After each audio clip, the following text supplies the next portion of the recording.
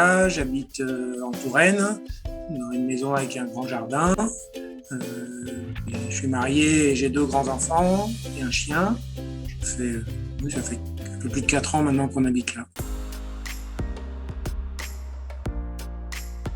On a toujours eu un jardin, donc on a toujours jardiné, mais on va dire de façon simple. Entretien, tailler, tondre et planter les fleurs, c'était à peu près de ce niveau-là.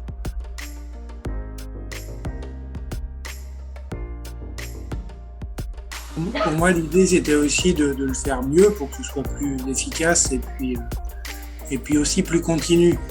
On avait tendance, c'est toujours le cas un peu, de faire le jardin l'été et puis que ça s'arrête là et qu'après tout est en friche pendant l'hiver. Donc on entretient le jardin, on le prépare pour l'année d'après, donc avoir un petit peu plus de continuité dans le fonctionnement du jardin. Et ça j'avais vraiment besoin d'aide pour savoir comment le préparer, mais aussi dans les meilleures conditions possibles pour l'environnement, essayer d'utiliser les bonnes idées de la permaculture.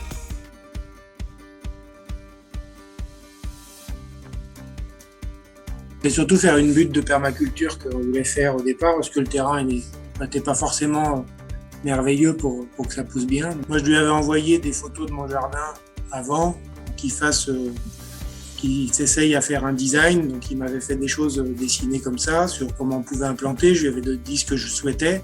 Donc, il avait fait une première étape comme ça, où on en avait discuté à distance. Et quand il est venu, on a vraiment fait la butte dans le jardin et puis commencer à aménager les premiers éléments du potager.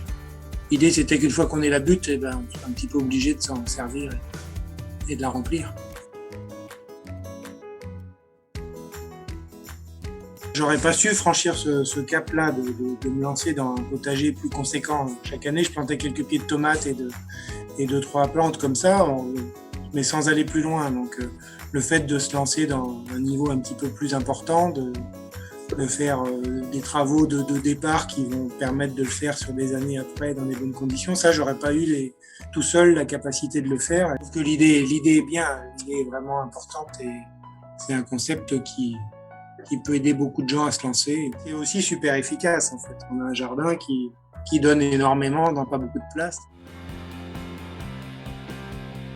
On avait plein de tomates, on avait plein de courgettes, on avait pas mal de concombres, des choux, des fraises. Moi j'ai fait des carottes, j'ai essayé plein de choses cette année.